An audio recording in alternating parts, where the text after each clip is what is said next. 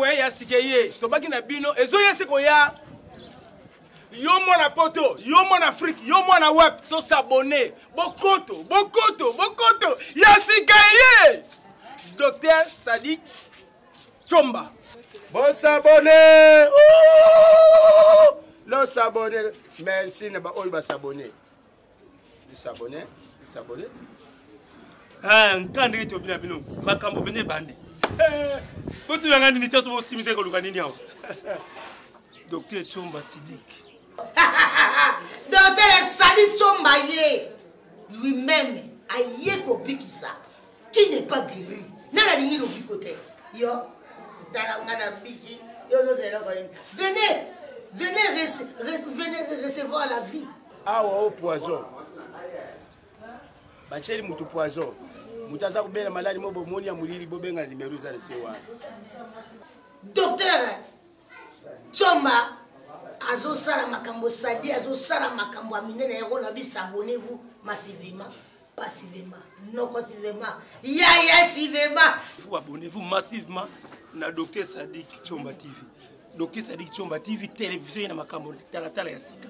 Oye na makambo kitoko, bokutala ba théâtre kitoko. Bagaga kitoko tu bavangu déjà beaucoup seka c'est beaucoup monde.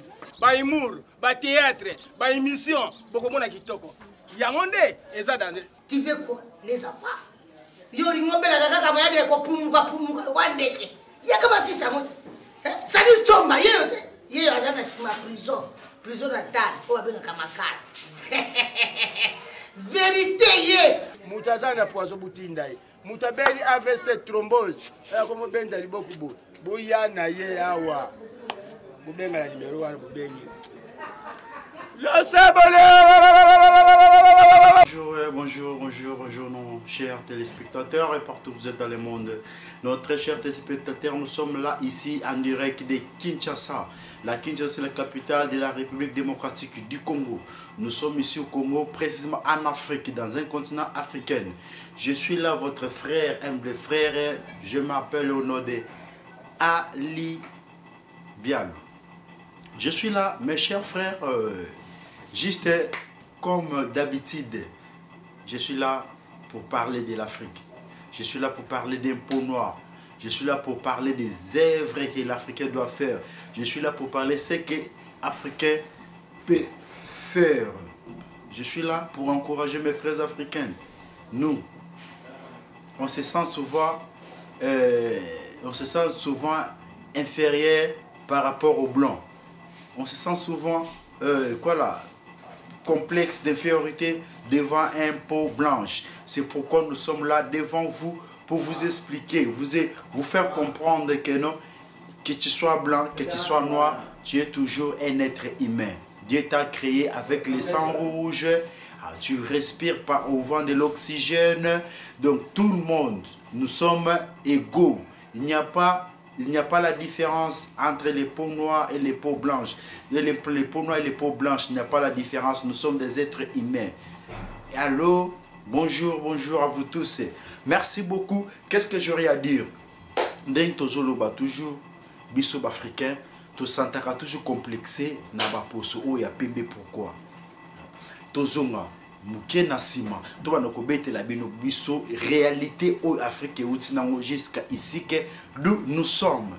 Je vous rappelle, mes chers amis, aujourd'hui Mundele a faire croire biso toujours que yende muto aza ayebi belé koleka biso, yende muto ayebi belé koleka Afrique. Maintenant on se demande la question, pourquoi bango balongwa Europe pour venir chercher les Africains dans leur continent. Ce sont eux. L'Africain te vend qu'il ne pas que pour toi. Nous étions là, on ne connaissait pas qu'il y a un continent d'Europe qui existait. Nous étions là, en train de manger bio. On mange les légumes bio, on mange les feuilles de manioc, on mange des patates tous. Donc nous sommes là, on est en train de planter, on entre dans des brousses pour faire la chasse. Parce que Dieu nous a donné des forêts il nous a donné des forêts, il nous a donné des étendues où l'Africain doit s'émerger, où l'Africain doit travailler, où l'Africain doit faire ce qu'il lui doit du besoin.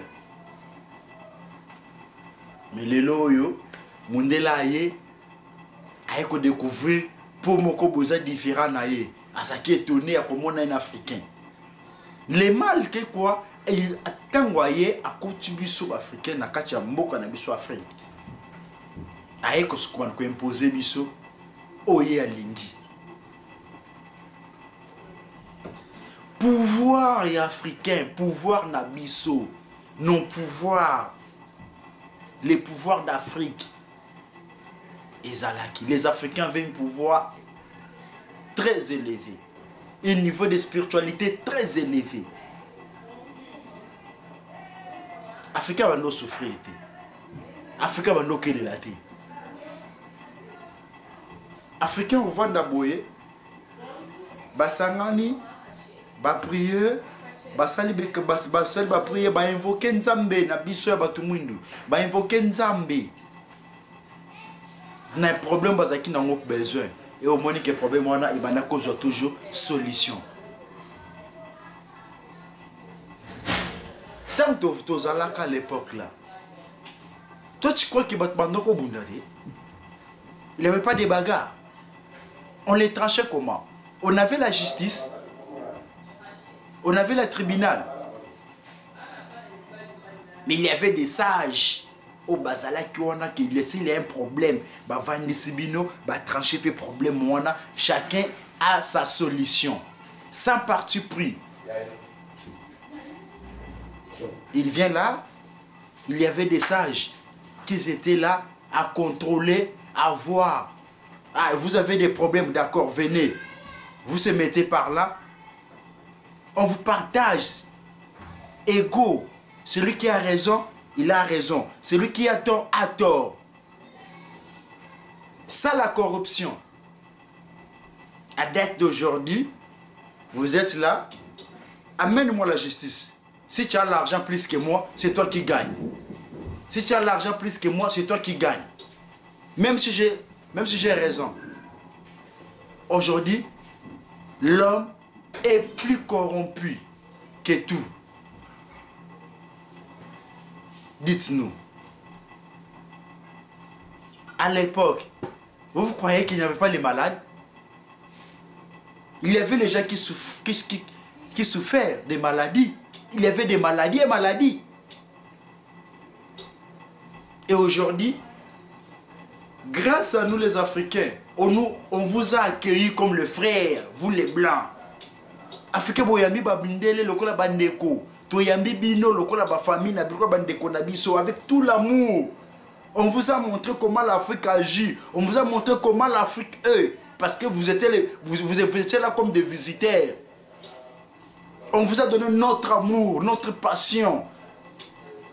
Avec les bras ouverts, on vous a ouvert les cœurs pour connaître l'Afrique.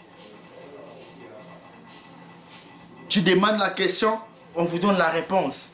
Tu me demandes pourquoi tu fais ça, je te montre, ah, je fais ça pourquoi, parce que. Et après des années, tu as appris mes réponses, tu as appris mes problèmes, parce que tu m'as bien connu et tu es allé te préparer pour venir maintenant pour me tuer. L'Afrique n'est pas pour les Blancs. L'Afrique n'est pas pour les Blancs. L'Afrique pour nous, c'est pour nous les Noirs. C'est pour nous les Africains. Nzambe tango akaboli mukili altie batu na apesi batu neteni na bango ya mabeli. Biso batu mu nzambe apesi so Afrique. Aiba pourquoi apesi so Afrique? Ça fait mal, hein? C'est que vous, les Blancs, vous êtes en train de faire pour nous les Africains.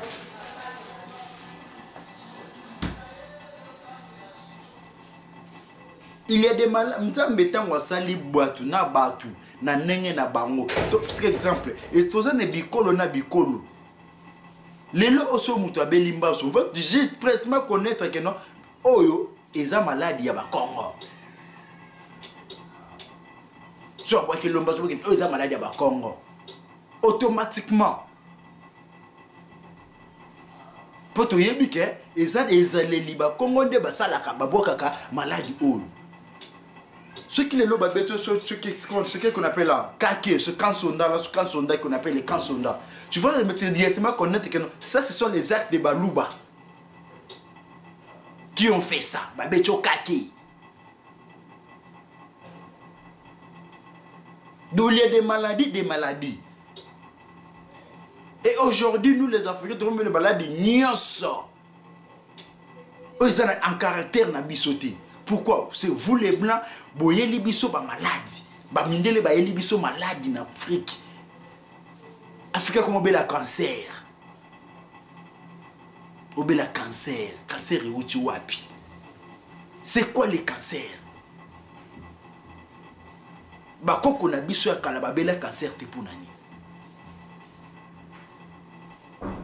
To comme la prostate. Quand tu pars à l'hôpital, tu souffres de prostate, tu pars à l'hôpital, on va te dire que non, c'est parce que tu avais beaucoup de femmes. Excuse-nous, on se dit la vérité. Nos ancêtres, il y avait les gens qui avaient 10 femmes, 15 femmes, 20 femmes. Surtout chez nos frères Louba. Tu vois un papa qui a 10 femmes, qui a 15 femmes. Donc chaque jour, il couche avec une femme. Tu sais ce qu'il fait? Il a une grande maison là. Il a construit une grande maison. Il y a des chambres. Il a 15 chambres. Pour toutes, chacun ses femmes. Donc moi, si je suis dans la chambre, il y a une place à vendre. Et les messieurs, ils doivent circuler 15 jours sans repos. Je te dis 15 jours sans repos. Le premier, il est dans cette chambre. Les deux, il entre dans notre chambre. Les trois, il entre dans notre chambre. Jusqu'au 15. Après, il revient encore. C'est comme ça. Et le papa, pareil, tu vas le voir, il a 50 enfants. Mais jamais il te dira que non, il a l'impuissance sexuelle. Jamais tu vas écouter que non, ce papa-là, il souffre maintenant de l'impuissance sexuelle. Ce papa-là, il souffre de quoi là? Il souffre de la prostate. Jamais. Je me demande un ton de questions. Parce qu'il prenait quoi? Il mangeait quoi? Mes chers frères, on doit se réveiller. Nous commençons à copier les comportements des Occidentaux. C'est oui, bien sûr, parce que les Blancs te disent que non, moi je suis ton modèle. Je suis ton modèle. Aujourd'hui, toi, tu m'as dit que toi, tu es mon modèle. Et Jésus-Christ, que tu m'avais montré, tu me dis quoi? Il est aussi mon modèle. Finalement, on doit suivre combien de maîtres à la fois?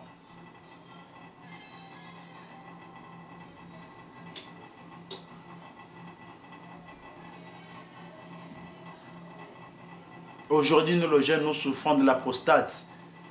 Nous souffrons de l'impuissance sexuelle. Tu vois un jeune de 30 ans, de 35 ans, il ne parvient pas à satisfaire une seule femme qu'il a dans sa maison. Une seule femme qu'il a dans sa maison, il n'arrive même pas à le satisfaire.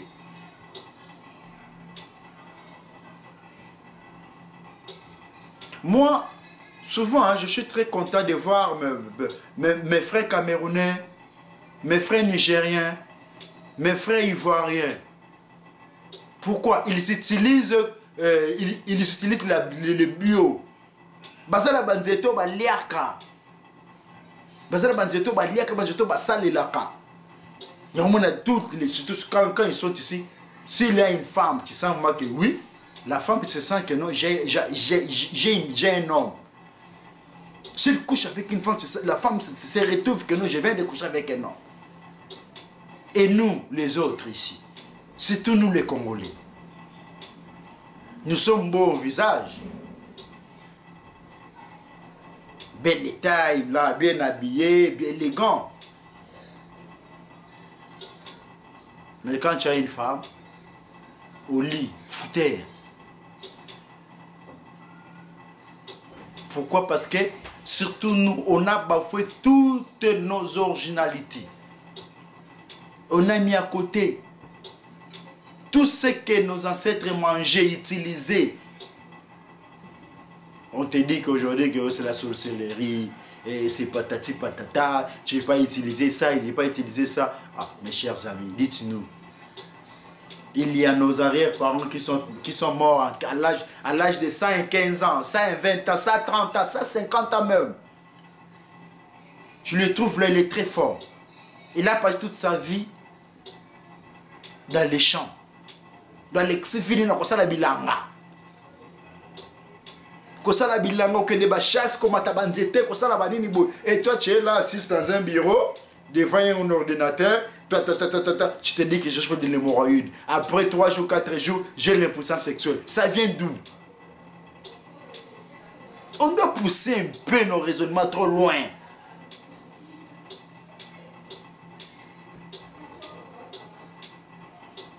Il y a d'autres maladies que nous on souffre de cette cercle ici. Dans les siècles passés, ça n'a jamais existé en Afrique.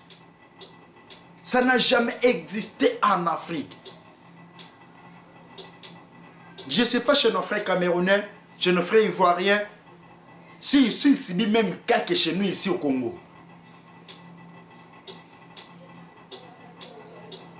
Un jeune peut faire 53 ans, pas même manger, même un arbre naturel. Mais tu es champion d'aller chercher des kifao.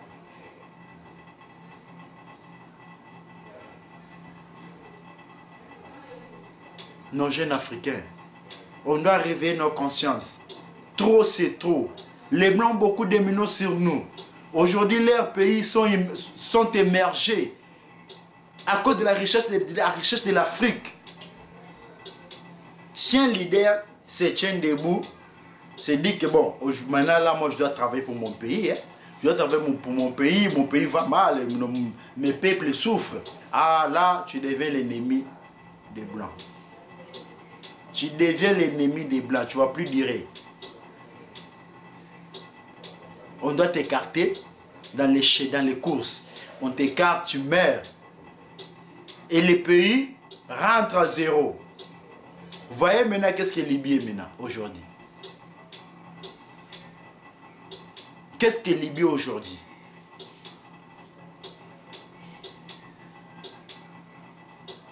Et nous les autres. Arrêtons avec cette trahison. Arrêtez avec la manipulation occidentale. Arrêtons avec ça. On vient là, on te marque que non, si lui meurt, c'est toi qui viendras le président. Mon cher ami, regardez les actions que l'autre est en train de faire. Combien de foyers que toi tu mettras en souffrance?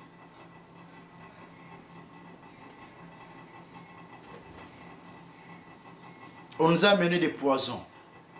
On nous a amené des maladies. Aujourd'hui, nous sommes là souffrant des cancers. Nous sommes là avec des prostates, tous les opérations. Nous sommes là, les mamans qui sont en train de naître par césarienne. Tout qu'on sort là, ça vient d'où? Ça vient d'où? Nous ne sommes pas habitués à ça. Ce n'est pas notre culture. Depuis qu'Afrique est Afrique, aux époques, au siècle passé, est-ce que tu entendais des césariennes, des prostates, des cancers, des diabètes, des tensions? J'entendais de ça vraiment. Chez nos arrière-parents. Pourquoi? À l'époque, là, on vivait avec Dieu. Et aujourd'hui, on vit avec Satan. C'est parce que nous, les Africains, on ne connaît plus où est nos originalités. On reçoit tout. On te dit que si tu fais ça, ça va te faire ceci. Ça même, regardez les conséquences. Tu es là, rapide.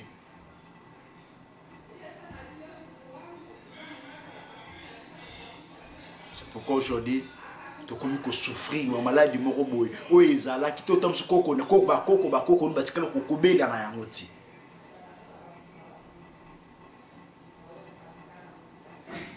nga je suis né dans une famille polygame.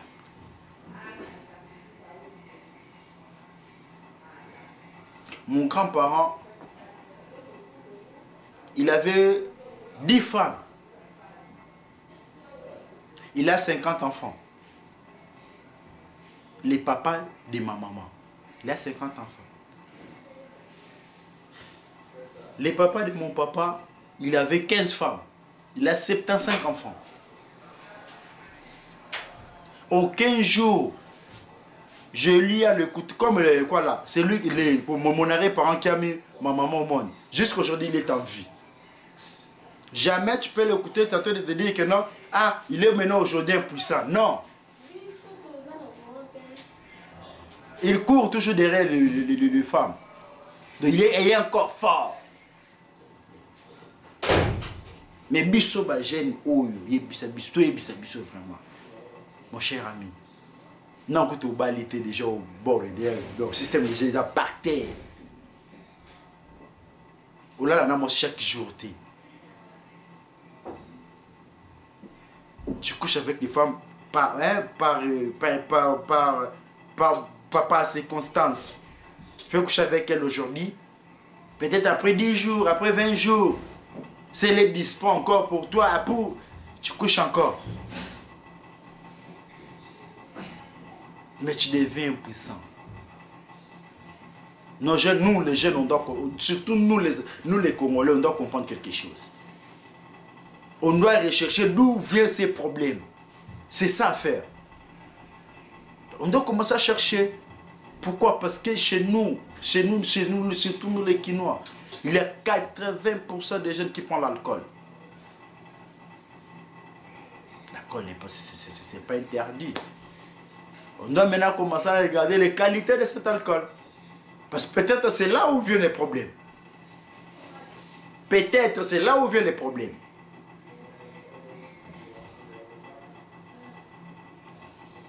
Bien sûr que nous sommes des pauvres, on ne mange pas les bio.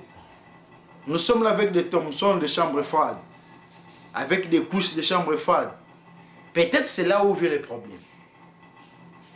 Tu ne peux pas faire 1 mois ou 2 mois sans manger les poissons de chambre froide. Ni les cuisses de chambre froide.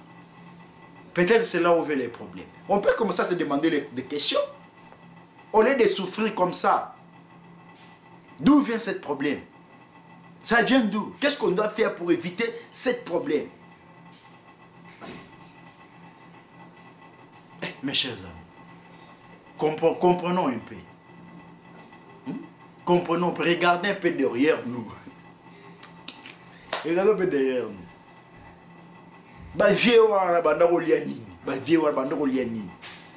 Omona vieux moko boye bien bilanga ba nini esala ba bilanga mizakuta makasi. Asalaka, momo izan 4, akamsuna 5 momi na e. 5 basine balela effort, avivana bango bongo. Kushana oyo lelo apimina olobi mina olobi lobi alokuna bandeli kaka bongo okoyoka jamais mère moko a déclaré que ononga yaza satisfait pe bota ba 5 bota ba 6 bota ba 4 et pas père et pas père na bino papa na bino tapu so ça na mama bino ba 4 femmes pe la 4 femmes na famille na mtanzo boza pe 10 na papa moko. Vous avez 20, na papa moko. Na 5 maman, na 6 maman. Et aujourd'hui, biso ba j'ai basi ba comment gagner biso na li. J'ai avec des femmes comme ça, l'air au banaki, na l'air au silici. Et aïe de côté. Et te demande, c'est fini. Oh, j'ai fini. Ok, bon bando là, ah, ya pechuana, ah, ya pechuana. Nakokite na mifute. Moi c'est mort.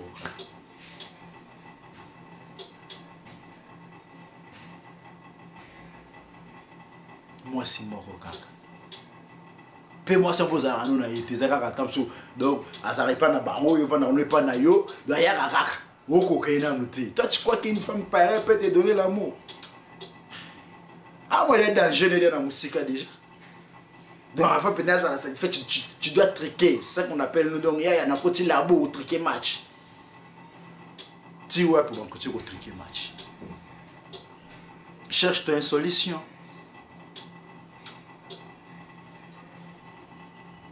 Mes chers amis, il y a des problèmes. Nous, les jeunes d'aujourd'hui, on a des problèmes, je vous dis. On a des problèmes sérieux, très sérieux même. Très sérieux.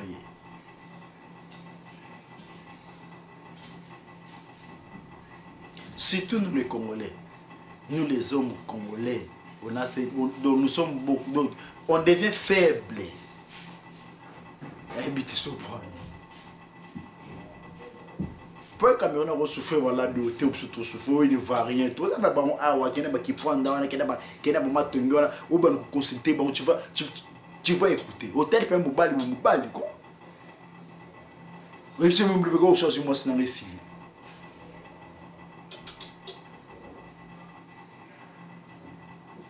c'est comme monta ça azaki kama moi c'est no lobby et le lot moi soit dans ce Congo tchénanda toi tu crois que à cause de la fidèle et pas non. Ça dans l'autre, on a chaque fois on passe un rapport dans l'autre type pas à la satisfait.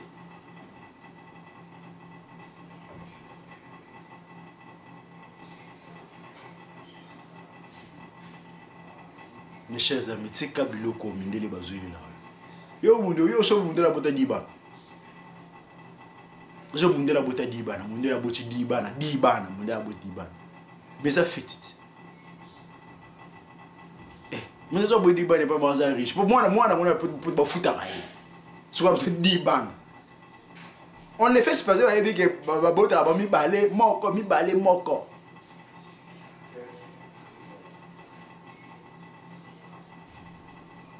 Tout le monde boyo kasa conseil na au peso pe na se makamba mete pe na que il faut prendre qui fa comme le pe qui fa pour que au million. Nde au salon. Chez zonga buko liane ko buko liane zete. Quand on a beaucoup de gens qui ont père 15 bana basali, père 50 bana basali. Au tel pena père père 50 bana maxika le gunga madame Congo toujours ngi. Ba to bon ko na concerné ba moi. A père o melanini o lianini. Yeka se ba Camerounais ba ivarien ba so ba vino ba poto poani. Ya de pona kitoko yo zo la cho sa pe beti ba yo jo beti ba nini bo. Yo ka sa ndewe yango nini. Mes chers amis, on doit réveiller nos consciences. Surtout nous, les jeunes qui noirs, on doit réveiller nos consciences. Tout ce qui est ça là, ça, mon frère. Tout ce qui est calmement. Au moins, fièvre c'est maladie. Fièvre c'est un signe malade. Le signe, ça, c'est que moto est baqué aux obéis. Un signe malade, il y a fièvre. Comprends? Là, il y a fièvre. Le fièvre, c'est signe malade. Tant que vous voyez un fièvre, papa, aux yeux calmement, au méli. Vous soignez maladie, vous soignez quand la fièvre est quitte. Vous soignez maladie. Ce sont les trucs que nous on fait. Souvent pas de mélange, oh, ça fait bon maman, oh, ça fait patati patata, oh, qui canne, ça va pas te soigner. Ça va pas te soigner, mon frère. C'est juste calmer. Est-ce que tu es important pour mélanger? Ce n'est pas que tu es comme ça, quand tu as un rendez-vous, tu prends ça. C'est que non, tu as joué le lot, tu as mes chers amis, il y a des médecins traditionnels qui sont ici, au Congo. Je te conseillerais bien d'aller dans le cabinet de Dr Tchomba Sadiki.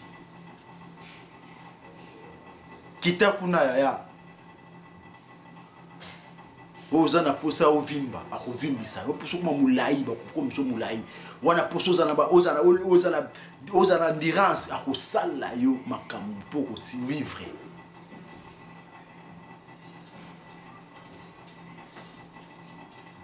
C'est pas complexe, mon frère. On doit se faire soigner. Mon Dieu, on peut se faire le moteur malonga, oui, soigner, jamais. bati ba faux esprit ko blagueti. Nous devons passer l'eau avec son contraire. Donc ça je salo li kambe ke okangama awa. Pour y avoir bénéfice, ça doit intérêt.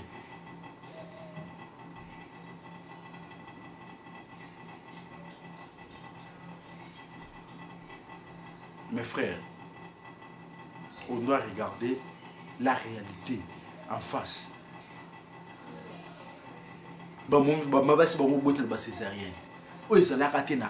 C'est dit à quoi?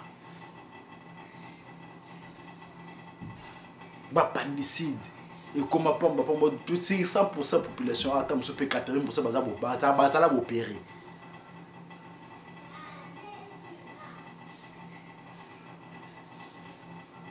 Oh, cancer utérus, yoka cancer ya utérus. Cancer à longo ne kan nzoto mobimba ke fan na kaka na utérus ya mwasi. Cancer à col ya mwasi. Oh, ezaka na kati ya nzoto. Ko eloko ni na mwe komi yo sala ki pour cancer eken ko kocha cancer. Parce que ça c'est pas un produit que tu mets là ya bolita.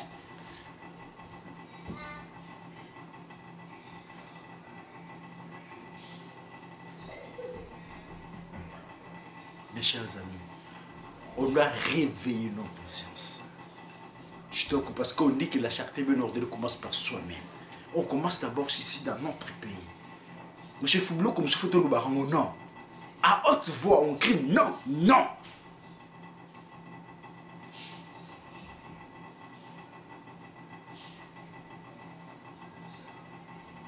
Il y a des jours ici, transport au matin. Quand ça bardé, qu'est-ce que ça fait?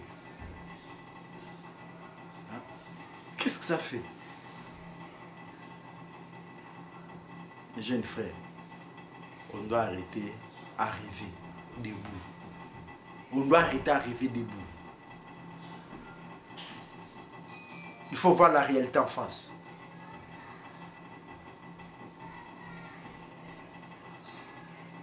Bichio to autant dans la classe. Autant ba classe ba diplôme ya ngona banda ko ezopola. Chokufi. Otika ko exercer ba kambo ba théorie oyo omoneli pasi na banzela ba inikini. Ba théorie omoneli pasi na banzela ba inikini, ba TP, ba tin ba énergie, o dépasser ba énergie, o dépasser ba mbongo, ba souffrance nyoso tu yo mona nzela ba inikini. Ba humiliation yo zina banzela ya classe oyo. Et aujourd'hui, aussi ces classes en boye. Mes chers amis, à ta rémunération, souffrance à sueur, on a dépassé pendant des années. On commence à souffrir pendant qu'on comme ça. Et en arrivant déjà à 40 ans, nous allons les athées. Et si lui, non, aucun arrêt. Comprenez qu'on engage à 45 ans. Donc, vie n'a eu et l'équipe n'a pas personne. N'a pas qui comme boy. Donc, comme c'est là, nous avons passé au logo tambour. Eh, papa.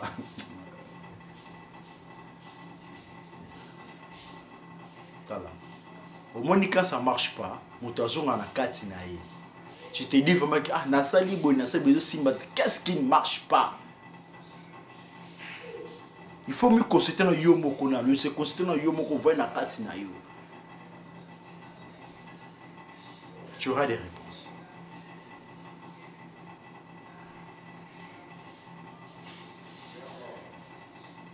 Mon cher, au bandi va faire, bah surtout bana va faire bah peli. Différence ou on a mis tous les amis non vous pas au appeler à qui yo zo puta la kaka zo bandi la kaka zo tourner kaka qu'est-ce qui se passe?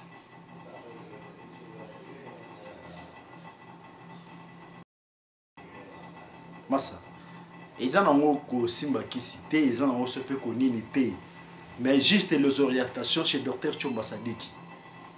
Au moins il loko esa la obo yango tam sumisu na yo muto bo izo mona te consistant misa molimo etala nanu qu'est-ce que ni nango zo marché na vie na yo a musala na oluka baninga tu ba komba tu ba koma ba tu ngana osima musele simba te pona nini yaka na kabina docteur Tchomba Sadiki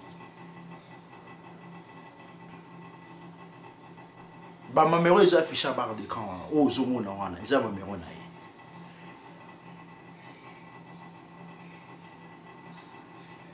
Cher, tant que c'est la ramouté, quand c'est la ramouté, comprends? Pourquoi on appelle âge 20 ans, 25, 29, âge de fleurs. Donc, âge ne me faut vivre. Âge de faut quoi accomplir le projet mené à moi.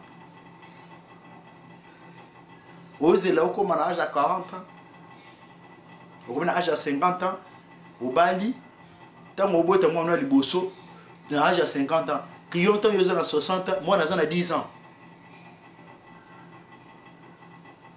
Vous comprenez? Il y a 60 ans, moi, on a 10 ans.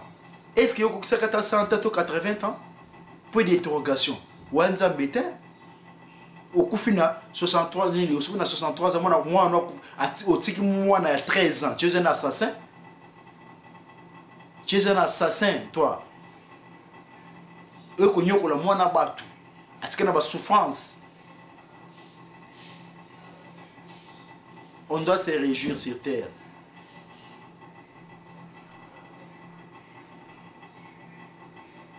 On doit se réjouir sur terre. Nous avons bâti notre ose à la potentiellement riche, mais ose à la bien.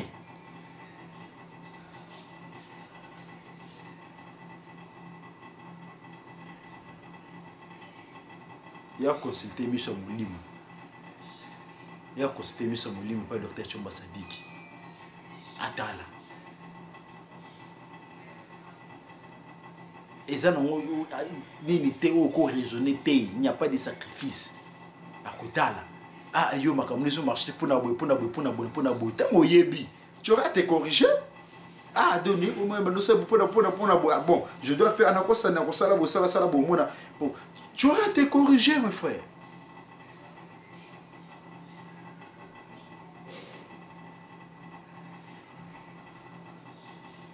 Tu vois, tous les problèmes qui nous traversent ici sur terre, tous les problèmes qui nous traversent ici sur terre a une solution. Nous avons quitté la chambre et que nous avons vu que nous avons battu, au bazar de l'île naïmo konzambe. Tu n'es pas t'inquiéter. Tu n'es pas t'inquiéter, mon frère. Essentiel que toi tu as tombé cette vidéo ici, donc c'est que nous avons visité au lieu. Quand nous avons telle vidéo dans YouTube, c'est que nous avons visité au lieu. Toi qui es en train de vivre un problème ou non, cité.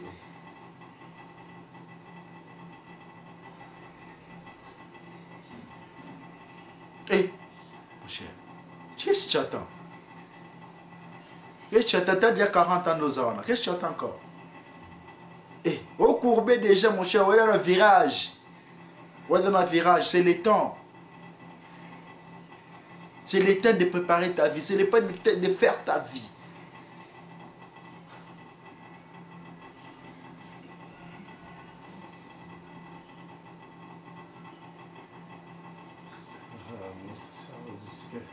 Mes jeunes frères, on doit comprendre la réalité. On doit comprendre la réalité qui nous prend. Il faut arrêter de réfléchir, il faut arrêter trop de raisonnements, mon cher. Bosse-toi. Bosse-toi, réveille-toi, bosse-toi. Il faut être encouragé. Quand on dit que je dois mouiller les mains, parce que mouiller les mains, c'est quoi? De faire tout ce qu'il faut à faire pour réussir dans ta vie.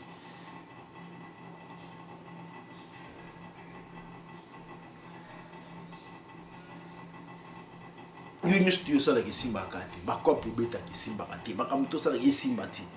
On croise les bras, on va. Qu'est-ce que tu attends? Qu'est-ce que tu attends? Qu'est-ce que tu attends? Toi qui as tombé à cette vidéo, sache-le que Dieu t'a déjà visité. Il y a des solutions dans tous tes problèmes.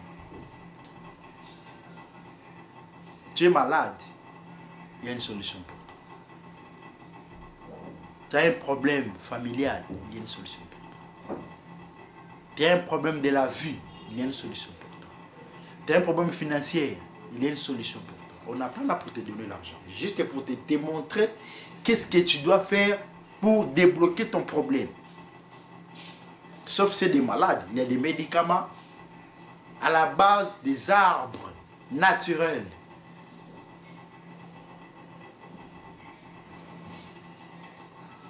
Je vais te dire que non, papa ya kala, tangu ya kala, hôpital les alakata. Tongé alakata. On nous soignait comment? On nous soignait comment? Tangu ya kala, on a tongé alakata, quitté hôpital les alakata, on nous soignait comment? Tu peux dire ça. Il y avait des malades.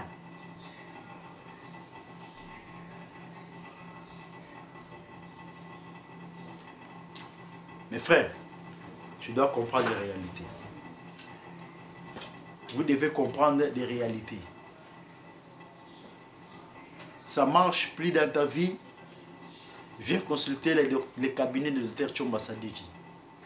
Cabinet de Dr Tchomba Sadiki, ils ont l'avenue le Kengo numéro 19. Avenue le Kengo et Zalawa. Puis avenue le Kengo et Zalaka na commune ya Selimbao. Précisément na areni na aré à Petit Pont. Outi Lemba. Outi Lemba, outi Matete, outi Njili, outi Ngaba, outi outi Maluku, outi tout comme ça les métiers, beau marché, tout comme tu prends taxi à Victoire. J'ai taxi à Victoire, au commune à Victoire. En arrivant à Victoire, on a aux huit taxi là, Bambol, Bandal Molar, Bambol les petits ponts, c'est les Mao. C'est les Mao Molar, c'est les Mao Molar, c'est les Mao. Tu montes ce taxi à Molar, c'est les Mao. Tu vas descendre sur Petit Pont. Tu seras dans Petit Pont. Tu as un petit pont, aux yeux moto, on a venu le Kengo, la chose c'est couturé. Bon, comme moi, venu le Kengo, la chose c'est couturé, tu arrives là, tu demandes l'avenue le Kengo numéro 19 et tu vas arriver là où le cabinet a Dr Tchomba Ezali. Ceux qui ont monté en monté, tous les numéros affichés dans la banque d'écran, aux hommes, vous contactez le numéro et tu auras la solution. Mon frère, tous les temple, mais c'est un traditionnel. C'est un praticien traditionnel. Ça, il a mis Banzete, puis ça, il a mis Bokoko. Pour écouter bien écouter la veste, écouter bien habillé.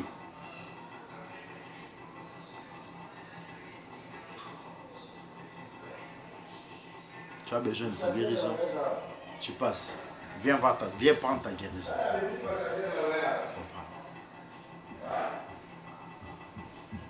C'est pas bien. La vie aujourd'hui vont les habiletés. Ok, les là, au souffrir, au les là, au travail, ma casse, il faut que ça tire, au travail, ma casse, il faut que la rémunération na ôté. T'as musuba bloqué. Mon frère, n'a pas famille, n'a pas tout le monde, il y a beaucoup de problèmes. Il y a des babas, pas musu, de ce côté, il y a beaucoup de problèmes. Oye, boye, aux gens makamuna yo, aux abab besoin yo, au côté pas comment on pas, makamute comme au kufa. Moussa Sili, bon, mais aussi, les sociétés pas yo, bana bakumoko, kobela bela pamba pamba, ce que si mon bon, maladie panda, tout comme ça là, ce sont des problèmes qui cherchent la solution. T'es là, c'est mon frère, bakop na osalaka, ici bakate, au matakate, tu tournes à rond. Oh, mon makamuno tuto et si manamoté, mon cher, tu as des problèmes. Tu dois être consulté. Tu dois être consulté. Le cas de là où il y a ça là qui est au bima aux alamous.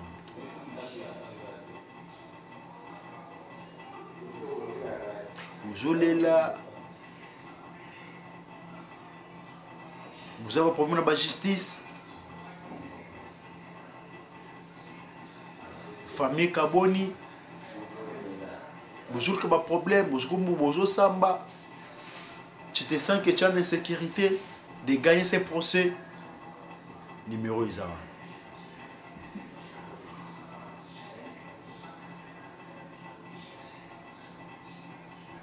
On doit se comprendre.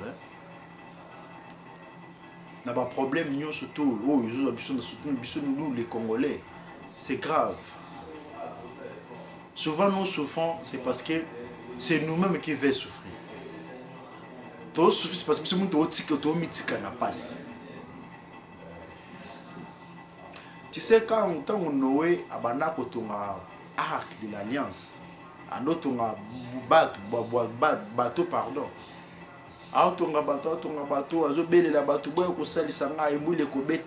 Les incrédules, c'est caillé, c'est caillé,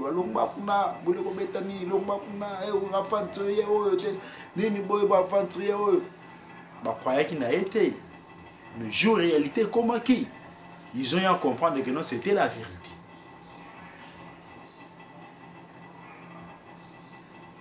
C'est comme toi ce qui me regarde. Tu peux te dire aussi ça. Ah, ouais, on va mentir, tant pis. Qu'est-ce que nous a gagné sur toi? Parce que l'on a gagné sur toi. Tu viendras ici, tu paies ton pauvre 10 francs, ton pauvre 20 francs.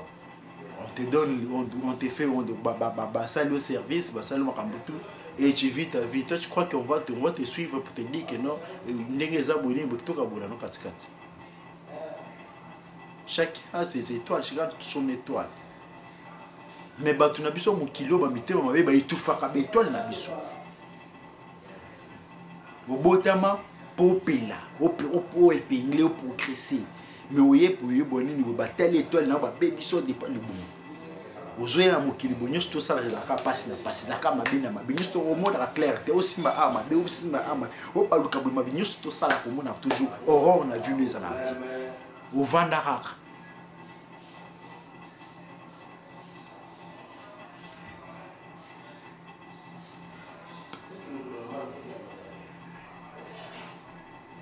Nous avons conscientisé conscience, non?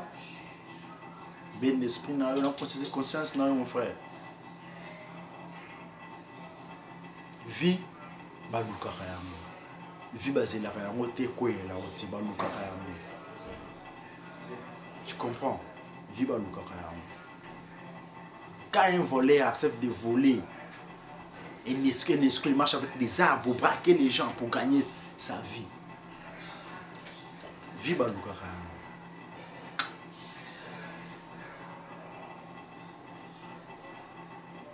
Tu vois un peu? Uzawana, uvanda na yo, ukoma no muto batifao, muto yaba bisangisa sangisa, ozo se détruit plus en plus, se détruit plus en plus, se détruit mon frère. Quand on est malade, on cherche à se soigner. Non, non, aucun moyen aucun hôpital pour qu'il soigne pour sa sexuelle. Est-ce que tu soignes un hôpital pour ce qui signe?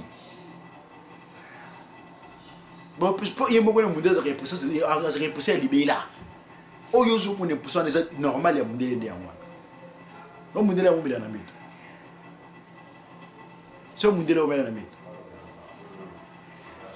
si vous occupez de l'hôpital, on va soigner un poussé à la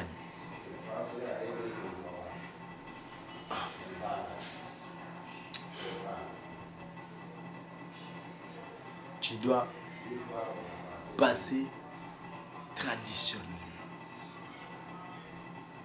Tu viens, tu consultes nos métiers traditionnels. On va t'aider. Et ce métier-là, c'est qui moi je t'oriente à une bonne place chez Dr Chomba. Ça dit qui? Tu passes là, on va t'aider. Tu seras bien. Donc, on va récupérer la faculté mentale, on y a surtout normal. Arrêtons de rêver, frère.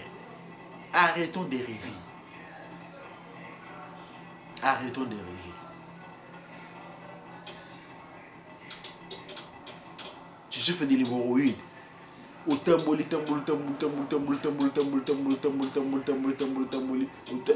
souffres de l'hémorroïde.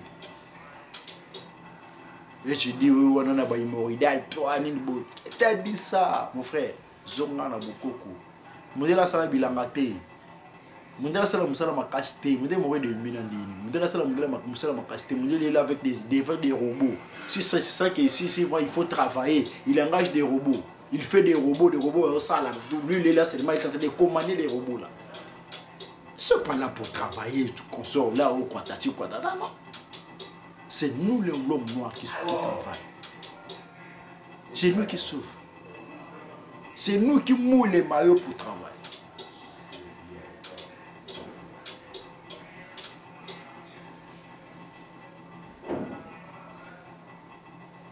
On doit prendre la conscience. Réveillons-nous. Réveillons-nous, réveillons-nous, Africains, tellement. L'amour qu'a place au Vendée, tellement, mon frère.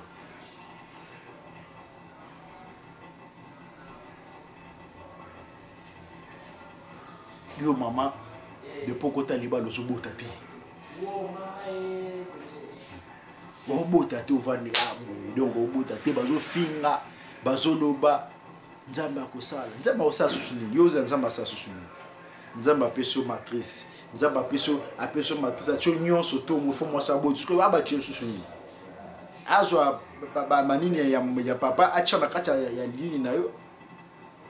Ndelo kozo la nzamba sa. Tu es malade. Tu es malade, mon frère. Tu es malade, ma soeur. Tu es malade. Tu dois te faire soigner. Cause le miracle était miracle les athées na place pour nzamba peso ba fakite ngisto ya mwasi ya psali yango déjà miracle nzamba sali yango wana. Asali yo nyonso asali yo mwasi complet. O si nzamba sali susuni. Aba kiseloni. Il n'y a plus rien que Dieu peut ajouter. Plus rien que Dieu peut ajouter. Tu comprends?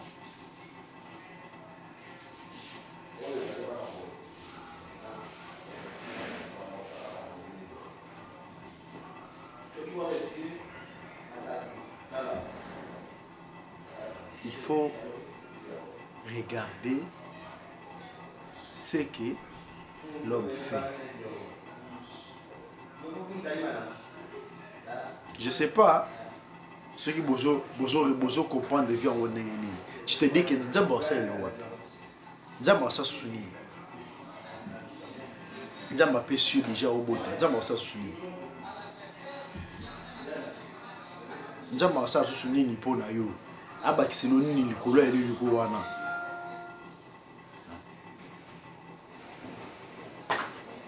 Nzamba ça souni ni aba kiseloni ni likolo ya oyo ni wana. Miracle Nzamba ça les a suscités. Et comme il est que yoa le kane munganga a soigné yo pour bota. Vous êtes malade. Nous sommes belles, vous êtes malade. Il ne faut pas chercher les miracles. Il n'y a pas de miracle. Yo mubalo vanda no bobota rabi. Mwana bato amema bangambo. Bakoma ko finga, bakoma ko loba, ko finga, ko famille mumba ici c'est l'opposé. Amela il y a ça là. Mais toi tu es conscient que yo mutozo botati. Tu es puissant. Movana na yo. Wa nzamba osala kaka, nzamba mutapisa kabana. Bien sûr, nzamba mutapisa kabana, nzamba sala calcul ndenge au moins ndenge saba basala 1 + 1 = 2. Ba ko changer kan wote. Et bandi la société et comment se pendre kaka bongo et que depuis avant na ko découvrir que 1 + 1 = 1 wana = 2 wana et tikala bongo ba ko ba ce que yo comment plus fort que nzambe o ya kela mokili o. Toi tu veux que ça souni na vie na.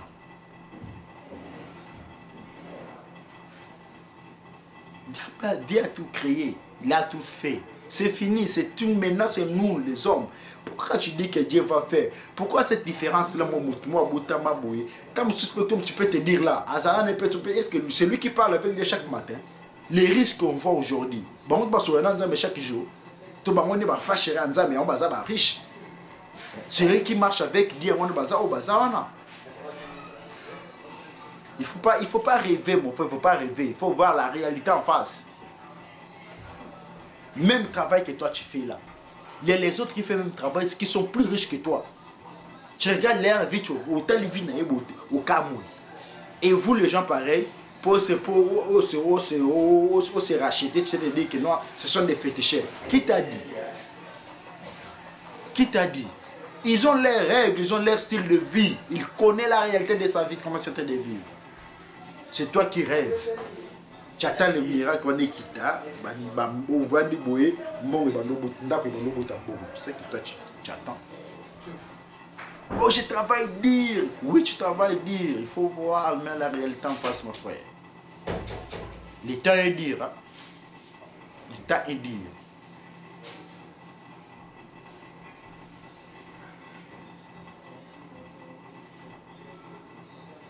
On va nabouer.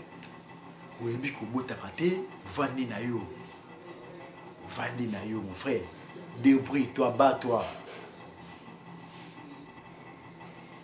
Je t'ai orienté quelque part où tu auras ta guérison. Chez Dr Tchomba Sadiki. Vous appelez seulement les numéros qui sont affichés au bas de l'écran. Tu vas tomber directement dans ce cabinet. On va te répondre. Tu poses tes problèmes, on te répond et tu verras ce qui va se passer après.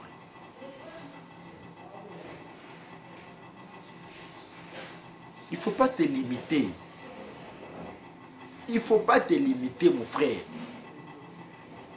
ne faut pas avoir les illusions, les idées là. Il ne faut pas enlever ça. Le monde est méchant. Le monde ici, ça ne nous appartient pas. Nous sommes tous des passagers. Il faut marquer ton époque quand elle se présente.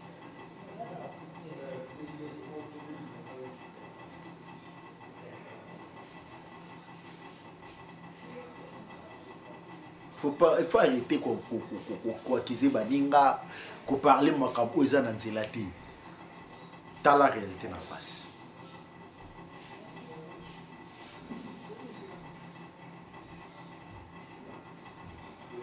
Depuis aux hommes pour ça là, bateau besoin de se vazo bata. Yo tigala wana kaka, chef ya sopi ya nini wana. O mataka promotion te. Ozala ka wana kaka. Qu'on se rachète le bataille qu'on bat. Non, il n'y a pas de kiss, il n'y a pas de magie. Il n'y a pas de magie. Au moni, des fatos bangaka. Ote, il se bani non. Ba compre ayebi mokili, ndenge zo avancer. Ya on ba ko sala na biso. On s'en est comme menace ka biso.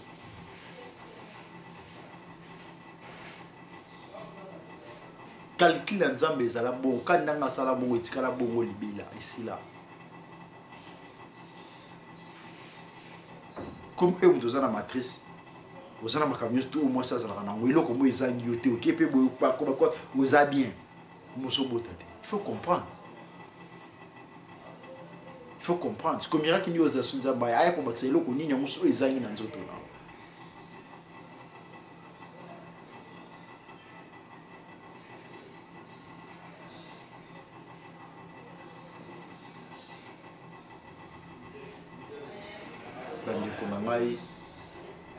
Congolais, mes frères africains, je suis en train toujours d'interpeller vos consciences. On doit prendre nos avenirs à main. On doit se battre pour la réussite de nos vies. On doit se battre pour voir clair dans nos vies. Surtout nous les Congolais, je m'adresse aux Congolais. Dans ma famille, bandoki bakoma ebele. Bakoma kobunza bétoile na biso depuis notre naissance. Peut-être Dieu t'avait créé que l'année boyo ça la boy mais vu que la conjoncture il y a bateau ma belle mokili oh il bouleverser peut calcul il y a nzambe na vie na yo. Pourquoi c'est toi-même qui est négligent? C'est parce que toi-même tu éviter au côté aux okende. Je t'interpelle, viens consulter un médecin traditionnel. Viens consulter Munganga ya Bukoko, Munganga ya Milimu. Il y a qu'à consulter atala expliquer vie n'engezo marché te pour nanini à vous faire comprendre yo pourquoi et tu verras peut-être on comprendre pour que l'on la biloko ou ça là que il y a bien tiré vers bas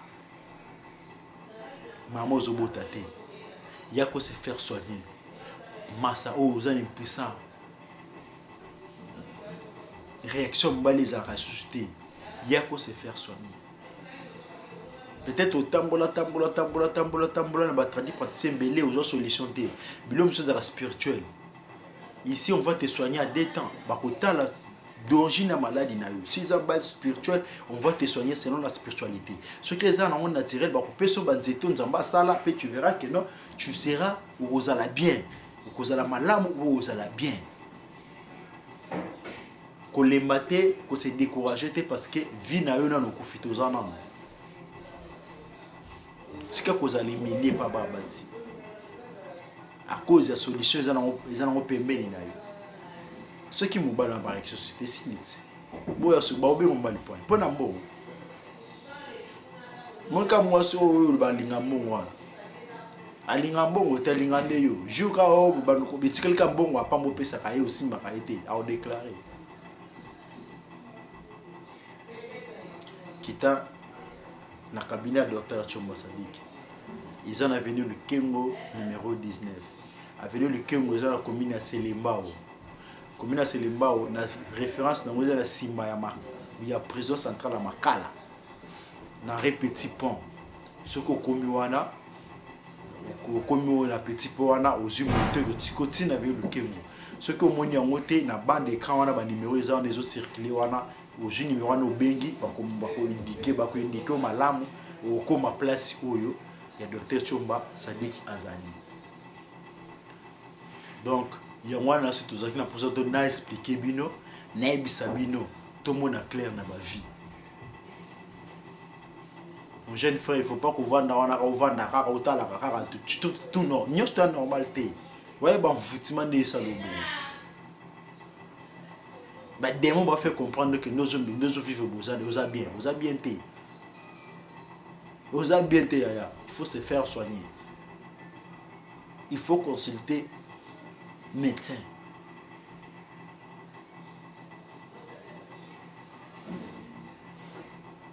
donc d'ailleurs c'est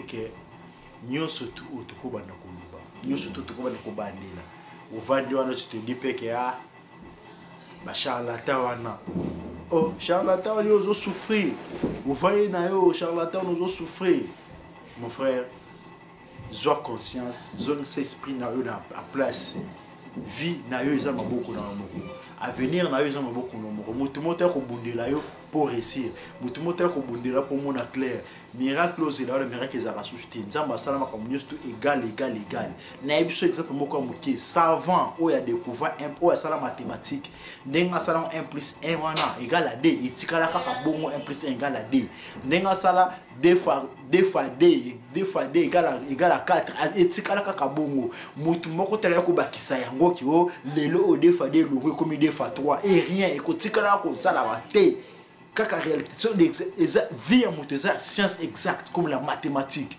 c'est la science exacte. Si ça veut mettre 1 c'est 1, si je veux mettre 2 c'est 2, de réponse universelle. Mokili mobimba échange kate 1 + 1 égale à 2 na mokili mobimba atoke na Asie atoke na wapi na mboka nino okene 1 + 1 égale à 2 ko chercher t oko kate ko biso awa ezalaka égale à 1 égale à 0, ezalaka bongo c'est la réponse universelle via motoza universelle nemozo vivre bongo eza bongo moto eloko ko changer pas sur ko bakisa mal susu ezati Dieu a tout créé. Merci beaucoup Nabino nyonso tout. Merci beaucoup Nabino nyonso tout balani na biso ya YouTube. Merci en tout cas à vous tous. C'est qui me suit souvent partout vous êtes, en Asie, en Amérique, en Océanie, en Europe, partout vous êtes, en Afrique, au Bolanda Kanga. En tout cas, merci beaucoup. Na sepeli makasi vraiment, na bino nyo surtout Bolanda Kanga. Merci na bino nyo surtout, vous avez toujours connecté na chaîne Oyo, Dr Chomba Sadiki, chaîne na bino ya kitoko, chaîne na bino ya lengi, bémission na bino ya bien, na si bémission Oyo, ezana ngote kate ko sekate ko sekati wap, o seko ce qui est après, autant Oyo seko ko tile nembongo, mais autres ont fait comprendre de vie na yo ndenge ezali mama, to fait comprendre pose à la paix. Autant mana moi car vous avez paix vie bien yo ya une ba système ya ressuscité au monde après que non ba makambo zongi ba makambo surtout et comme na nzela na ngo ya to orienté bino tant plus tardé mon cher télévision za ngonga to comme vraiment na suka. Merci na réalisateur na ngai Chris Sabeyo. En tout cas, merci beaucoup. Na sepela mingi ndenge pe no sala rande bozo mona nga bodo na sima wana toza na Chris Sabeyo mutaza wana ye mutaza sala ba evre otu bomona ka oyo na kacha chaîne oyo ya Dr Chomba Sadik o ba evre bomona ka wana eza ba misala ya Chris Sabeyo ye ne mukolo ba evre oyo bomona ka wana ye ne mukolo ba biloko tu bomona ka mona na chaîne oyo eza nde ye pomba mutavandela ngwana vraiment do pomba image Chris Sabeyo. En tout cas, na pesi mbote makasi, na pesi mbote na Elohim, na pesi mbote na Chéri, wa les trois diodo wana ba accompagnateur ya Chris Sabeyo au balanda kaye. Merci beaucoup na yo Dr Chomba Sadik qui place aux alliés. En tout cas, na sepeli makasi ko pesa biso espace o ya chaîne oyo to ça la bémission to lobela bat o bazolanda biso bato balanda ka biso na chaîne oyo. En tout cas, merci na yo patron ya chaîne oyo Dr Sadik Chomba na place aux amis na yo. Merci na yo molonga na ye mama Goretti en tout cas merci na sepeli mama ya bana itala kaka yo place aux alara vraiment. En tout cas to chopena na mutema mama sunga ka bana na biso bana na bana pena ba mazanga te. Bye.